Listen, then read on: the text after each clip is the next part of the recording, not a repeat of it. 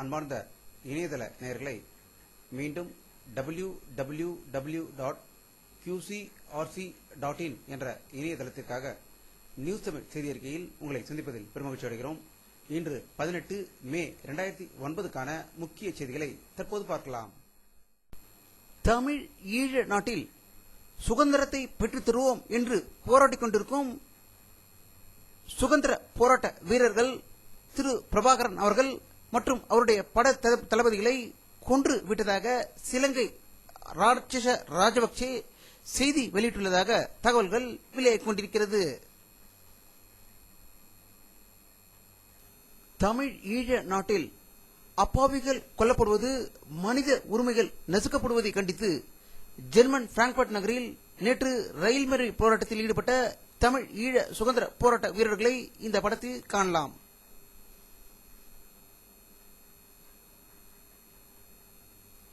இந்திய தலைமை தேர்தல் ஆணையர் திரு நவீன் சால்வா அவர்கள் பாரத ஜனாதிபதி திருமதி பிரதிபா பட்டேலை சந்தித்து புதிய எம்பிக்கள் பட்டியலை வழங்கியதாக டெல்லியிலிருந்து தகவல்கள் வெளியாகிக் கொண்டிருக்கிறது.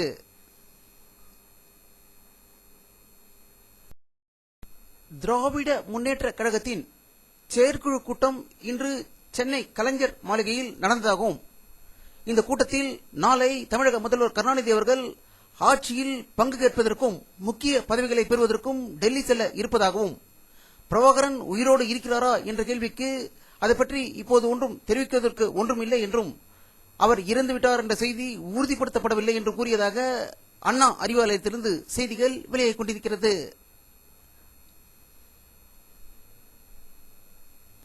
பாராளுமன்றத்தின் மாநிலங்களவை மக்களவை இந்த இரண்டிற்கும் சேர்த்த திமுக உறுப்பினர்களுக்கான குழு ஒன்று அமைக்கப்பட வேண்டும் என்றும், அந்த குழுக்களுக்கு திரு TR பாலு அவர்கள் தலைவராக தேர்ந்தெடுக்கப்படுவார் என்று தமிழக முதல்வர் கருணாநிதி அவர்கள் செய்தி வெளியிட்டுள்ளதாக தகவல்கள் வெளிவந்து கொண்டிருக்கிறது. பாரத பிரதமர் திரு மன்மோகன் சிங் தலைமையில் இன்று காலை நடைபெற்ற மத்திய அமைச்சரவையின் கடைசி கூட்டத்தில் தற்போதைய 14வது நாடாளுமன்றத்தை கலைக்க தீர்மானம் நிறைவேற்றப்பட்டுள்ளதாக டெல்லியில் இருந்து தகவல்கள் வெளியாகிக் கொண்டிருக்கிறது.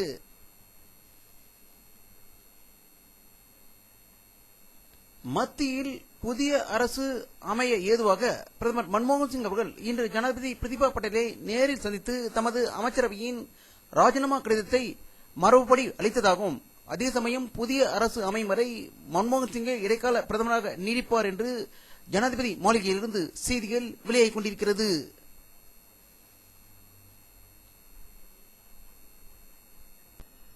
நாடாளுமன்ற தேர்தலில் பாரதிய ஜனதா கட்சி தோல்வி அடைந்தது குறித்து கருத்து தெரிவித்துள்ள கட்சியின் மூத்த தலைவரும் குஜராத் மாநில முதல்வருமான திரு நரேந்திர மோடி அவர்கள் அரசியலுக்கு முற்றுப்புள்ளி கிடையாது என்று குறிப்பிட்டுள்ளதாக அகமதாபாத்திலிருந்து செய்திகள் வெளியாகிக் கொண்டிருக்கிறது.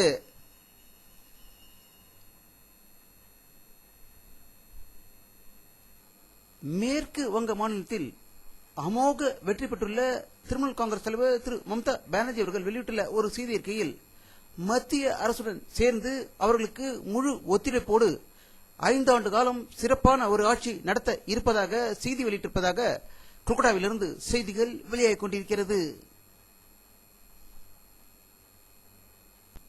பாரதிய ஜனதா கட்சியின் உயர்மட்ட குழு அக்கட்சியின் தலைவர் திரு லால்கிருஷ்ண அத்வானி அவர்கள் தலைமையில் அவருடைய இல்லத்தில் நடைபெற்றதாகவும், அவரை மீண்டும் எதிர்க்கட்சி தலைவராக அமர்வதற்கு உறுதியளித்திருப்பதாகவும், மீண்டும் எதிர்காலத்தில் அரசியலில் பாரதிய ஜனதா கட்சி செய்ய வேண்டிய சேவைகள் பற்றி விவாதித்ததாகவும் டெல்லியில் இருந்து தகவல்கள் வெளியாகிக் கொண்டிருக்கிறது.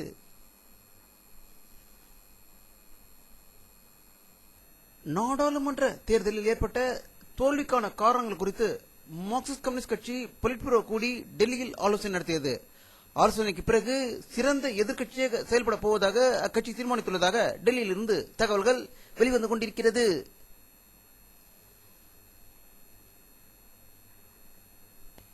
உலக அருங்காட்சியக தினம் இன்று கொண்டாடப்படுகிறது. இதையொட்டி சென்னை எழும்பூர் அரசு அருங்காட்சியகத்தில் நாணயங்கள் கண்காட்சி நடந்து வருவதாக எழும்பூரிலிருந்து தகவல்கள் வெளியாகிக் கொண்டிருக்கிறது.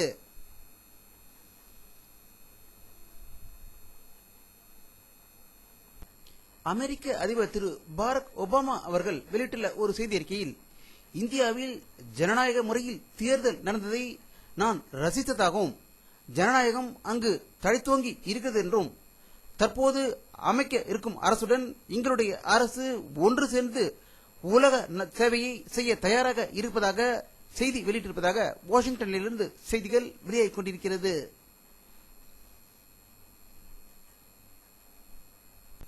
இந்திய பங்கு சந்தை இன்று சென்செக்ஸ் 10,000 புள்ளிகளை கடந்ததால் நாள் முழுவதும் வர்த்தகம் நிறுத்தப்பட்டதாகவும் வர்த்தகத்தின் திடீர் வளர்ச்சியால் வர்த்தகம் நிறுத்தப்பட்டுள்ளதாக தகவல்கள் வெளிவந்து கொண்டிருக்கிறது. ஆனால் முதலீட்டாளர்கள் இதை நம்பி பணத்தை போட்டு பின்பு ஏமாற வேண்டாம் என்றே பங்கு சந்தை ஆலோசகர்கள் கூறுகிறார்கள்.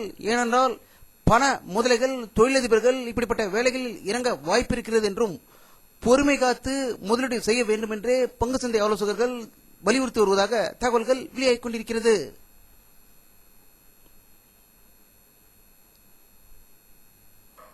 வானிலை அறிக்கை 18 மே 2009 பிற்பகல் 3 மணி எடுக்கப்பட்ட சேட்டலைட் புகைப்படத்தை தற்போது பார்த்துக் கொண்டிருக்கிறீர்கள்.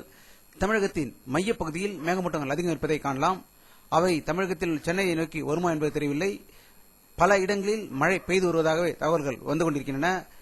சென்னை பொறுத்தவரைக்கும் இன்று வெயிலின் தாக்கம் அதிகம் இல்லாமல் குறைவாக இருந்ததாகவே தகவல்கள் வெளியாகிக் கொண்டிருக்கிறது.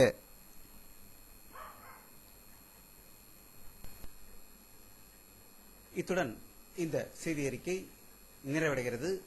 மீண்டும் நியூஸ் தமிழ் செய்தி அறிக்கையில் உங்களை சந்திக்கும் வரை உங்களிடமிருந்து விடைபெறுவது உங்கள் கே பாலாஜி. நன்றி.